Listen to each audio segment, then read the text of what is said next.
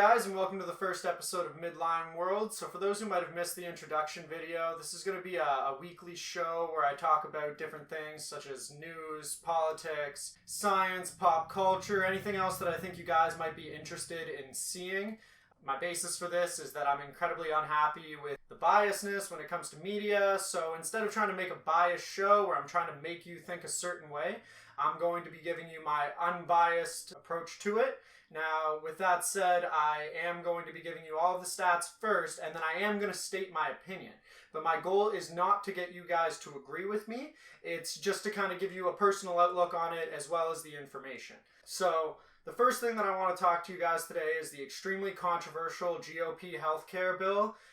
Basically, this is a bill that was almost made entirely in secret. The Republican senators were not allowed to see it with the exception of a select few. It was hidden all the way up until June 22nd. It's going to be voted on before the July 4th recess. That's an extremely short amount of time for people to go over the context of it. And honestly, to me, it kind of seems like the goal with this was to have the Republican loyalist senators that are just going to vote with the party to vote for it before they really have time to look it over and consider the implications of it. One of the big problems with this is it has massive cuts to Medicare, Medicaid, and Social Security, which, if you guys might have remembered from Trump's campaign, he promised not to cut any of those things. So the bill itself was described by Donald Trump as mean. I feel like this is a good time to actually make a statement about something. Ever since he was elected, people have been scrutinizing him, every decision that he's made, and they're stating, he's the worst president ever. He's doing things nobody else has done. When in actuality, his policies haven't been too different from any other Republican president. Basically, what I think personally is that Donald Trump is essentially a puppet to the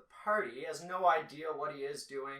He is the least qualified president that has ever run the United States because he's a businessman going into a politics world, right? So of course he's just going to do whatever his counselors say. Now, because the bill has been out for such a short amount of time, there honestly isn't too much information about it. The Democrats have been saying, there's massive cuts to this and that, but no specific numbers have made. One source that I do tend to trust, though, is U.S. Senator Bernie Sanders. He's always been an honest man, although he is very left-leaning. He's never been one to give out misinformation. He's made statements saying that this would cut Medicaid and Medicare for over 2 million Americans. I kind of have to believe him with that. Now, Trump Care, as a lot of people are calling it, is going to be replacing Obamacare. Now, I do feel like Obamacare is worth talking a little bit about. Basically, Obamacare has been out for 3 years, and 54% of Americans still oppose it. I'd like to go over some quick pros and cons for Obamacare. A big pro of it is that overall healthcare costs for the government were lowered as a result of Obamacare, because anybody covered under Obamacare can receive free preventative care. And just like when dealing with a disease, prevention is always better than a cure, so is prevention in terms of cost as opposed to curing, illnesses and diseases. Another benefit is that children are actually able to stay on their parents' medical coverage up to the age of 26.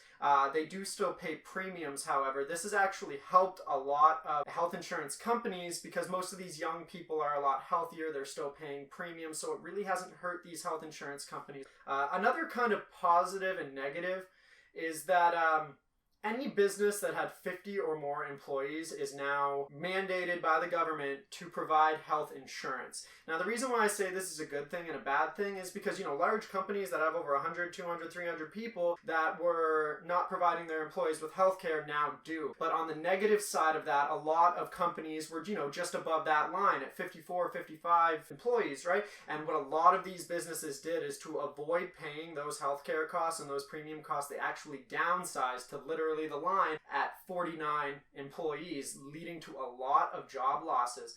A big negative, however, is that a lot of people had their own private insurance plans that were actually cheaper but covered less than Obamacare. These people had healthcare plans that they felt covered everything that they needed, and when Obamacare came out, these health plans weren't legal anymore. So despite contrary belief, Obamacare, while being called the Affordable Care Act, was not actually the cheapest healthcare available on the market. Additionally, another 3 to 5 million Americans lost their healthcare coverage as a result when these companies canceled their sponsored healthcare plans due to the rising costs with the change in healthcare policies. Another big negative to Obamacare is that it's actually mandatory. The second Obamacare was released, every American had to have a health insurance plan. If you didn't have a health insurance plan, you received a tax fine from the government. So some people, actually a lot of Americans, still couldn't afford to pay for Obamacare. And as a result, these low-income Americans that were already scraping by paycheck to paycheck now had to pay this extra government fine when they're already scraping by as it is. This actually cost the government an estimated $54 billion a year. One thing that I want to make a reference to is that Trump's wall plan has often been criticized because it would cost the American taxpayer $67 billion. But a big difference here is that while Obamacare cost the government annually almost the same amount, there was nothing shown for it. If the wall was built, that would have a significant piece of infrastructure that's going to last, and it would also create many jobs in the process of doing so, despite how contradictory the wall plan was. So back onto the topic of the GOP healthcare plan, 5 Republican senators have actually come out and openly spoke out against it. Now, the Democrats are showing this in the news that only 2 Republican senators need to switch to kind of give the optimistic approach that it might not pass, but the fact of the matter is that you actually need 3. Because in the event that there is a 50-50 split in Senate, the person who splits the vote is actually Vice President Mike Pence, and Mike Pence is very likely to vote in favor of the bill because it's his party proposing it. This bill has been scrutinized so much. On the day that it was actually talked about, hordes of disabled people actually protested outside of Senate Leader Mitch McConnell's office. They were dragged away by police after refusing to leave, basically saying that Trump care for them would be a death sentence. So if I can give you my personal opinion on this whole thing, I think that just like Obamacare, Trump care is not going to be liked. It's not an effective system. Here in Canada, we have a Medicare system. As a result, we pay much higher taxes, but everybody has healthcare treatment. Now, our system is not perfect. As a matter of fact, annually 3 million Canadians go down to the United States and are willing to pay money to get better treatment there. But I mean, I've broken 14 bones in my lifetime. I've had to get tetanus shots when I've stepped on a nail. A lot of these simple things that happen to a lot of families would actually bankrupt people if they were down in the United States. And the United States is one of the only large industrial countries of its size to not have a healthcare system. So honestly, I think that the Americans need to be willing to pay more taxes to get this Medicare system, because I agree with the statement that Medicare at this stage in the game is a human right. All right, guys. So the next topic that I want to talk about is marijuana.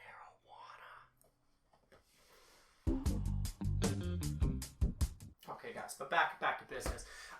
There are many benefits to the legalization of marijuana, and a lot of states in the United States that have legalized it have seen massive benefits from it. The Canadian government estimates that marijuana would be a $22.6 billion a year industry.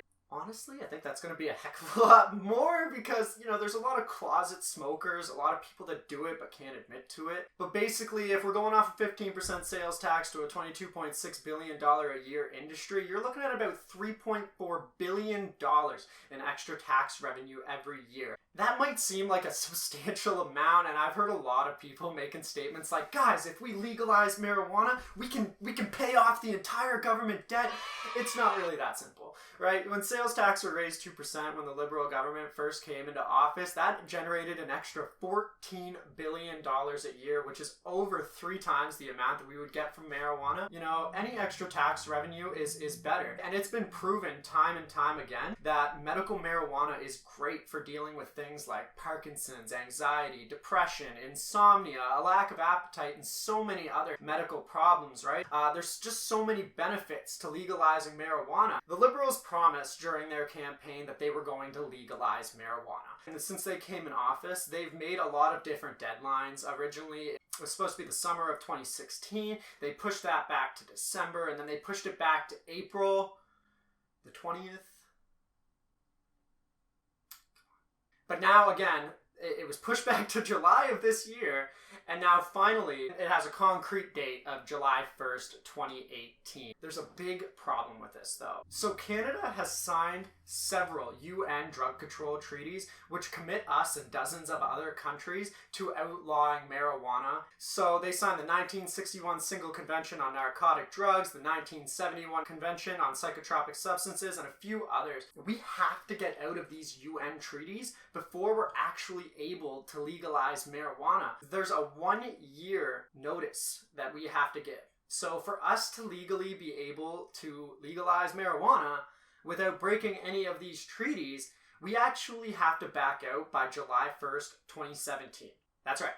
2017. That means by the time I've released this video, this deadline will likely have passed. So there's a few different things that we can do to deal with this situation. One would be to just break the treaty, but we can't really break treaties with the UN and set an example that it's okay, because then we can't expect other countries to uphold any other treaties. How can you enforce the Geneva Convention if we're just going to say, nah, screw it, we're just not going to deal with it. Just screw it, this is what we're going to do because this is what our citizens want. We do have a legal obligation to hold up. One thing that we could do is we could amend the Constitution to make it a legal right for Canadian citizens to have marijuana. However, there's a lot of other things that have been requested to be written into the Constitution, a lot of more pressing matters, like, believe it or not, we don't actually have the right to fresh water. Which is why the Canadian government can do things like not provide the proper water and proper supplies to Indian reservations. It's very unlikely that they're going to write marijuana as their top priority into the Canadian treaty. As much as you might think this is something that the Liberal government is dealing with because it's a prerequisite to legalize it and they've already set this date, it's actually been brought up numerous times in the House of Commons. NDP Justice critic Alistair McGregor asked Justin Trudeau on 3 separate occasions what he's going to do to deal with these treaties. And every time Justin Trudeau dodged the question, somebody would say, hey, what are you going to do to hold up these obligations for these treaties? And he would just say, we're going to legalize marijuana because the current system is broken, it's not working, it puts money into the cartel. He's basically giving his same spiel that he gave during the campaign for the election, which is fine if you're on campaign, but not when you're asking a serious question about what we're going to do. So it's likely seeming like that July 1st, 2018 is not going to happen. Now, if you don't know about the Liberals' past when it comes to politics, legalizing marijuana has been something they've campaigned on many times. Justin Trudeau's own father, Pierre Elliott Trudeau, ran on the campaign promise that he was going to legalize marijuana, and it never happened. Jean Chrétien also ran on the campaign that he was going to decriminalize marijuana. He almost finished it, but at the very last minute, the US government threatened to slow things down at the border, and he backed out. 90% of our GDP comes from exports to the United States. The idea of slowing down at the border is probably going to be enough alone to stop Justin Trudeau. I really don't think that it's going to happen, and legally, if we don't back out of these treaties, the next time we are legally able to would be January 2019, which I don't think is a coincidence that that is election year. I do think that it's going to get pushed back, and they're going to continue to push these deadlines. They're going to play dumb about these UN treaties, and then eventually when they're rerunning for office in 2019, they're going to use it as a campaign point again. Because a lot of young voters that see the benefits of marijuana legalization because they didn't grow up with these stigmas of, oh, pot it makes you a criminal, pot makes you violent, so they see the benefits whether they smoke it or not, they're going to vote for this because they believe in it, but they don't realize that this is something that has happened, something that has failed over and over again. But now, on a more positive note, guys, one thing that I'm really excited about when I researched this, and I think you guys would be interested to know about too, in a proof of concept study, engineers from the North Carolina State University have actually designed a flexible material that is capable of being used in electronic devices that uses body heat as its only source of energy. So these are devices that can be entirely powered just by the heat that comes off of you. This material is actually made of liquid metal that is self-healing. So imagine you're walking down the street, you scrape your arm against something, you look down at your watch, right, that new expensive watch you've got, and it's got a huge scratch on it, and you're saying like, damn, you're going to look down at that watch 2 hours later and it's going to fix itself. I think that's pretty damn cool. But the big implications of this is that when it comes to life-saving devices, things like Life Alert bracelets or pacemakers, in the future, in the very near future, we could actually have these devices perpetually run off of the energy that just comes off your body. So basically, eat an apple, power your pacemaker. And I think that's really, really cool. And I think it would be awesome to see this used in all kinds of electronics. The world that we're living in now, where we're focusing more and more on sustainable energy, things like solar panel, wind energy, hydro energy. It's really cool that we're becoming so energy efficient that we're actually going to be harnessing the energy coming off of us instead of just throwing it in the air. I think that's pretty amazing. Now, stepping away from news and world issues and science, I would just like to give a big congratulations to the Knowles Carter family. It has been reported by TMZ News that Beyonce and Jay-Z have had their twins now. Beyonce's grandfather, Matthew Knowles, actually made an Instagram tweet on June the 18th saying happy birthday to the twins.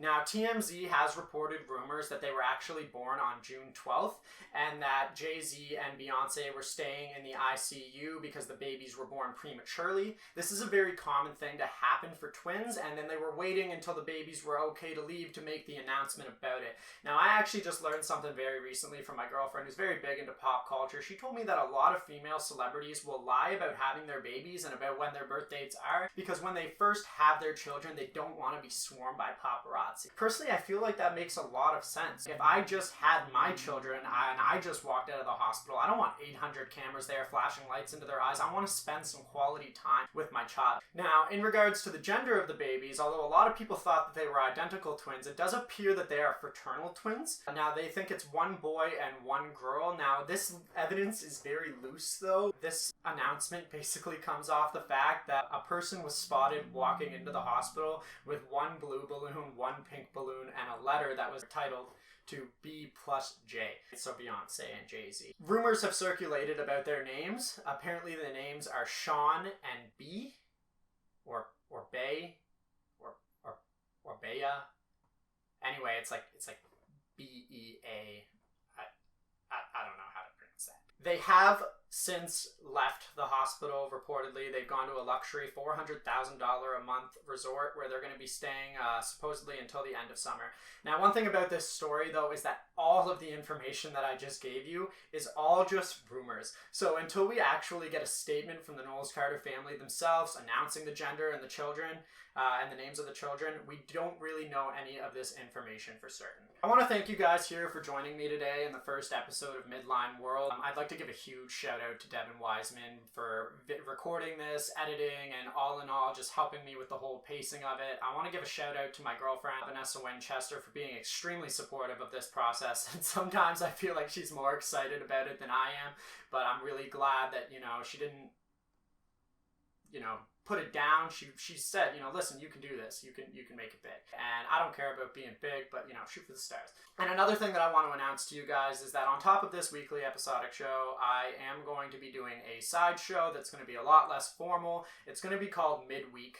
And what Midweek is going to be is I'm going to be taking questions from the comments section on YouTube, and I'm going to essentially be answering them in a purely opinionated way. As opposed to providing stats and statistics, it's just going to be my opinion. So that's why I don't want to consider it news, more as just a talk panel.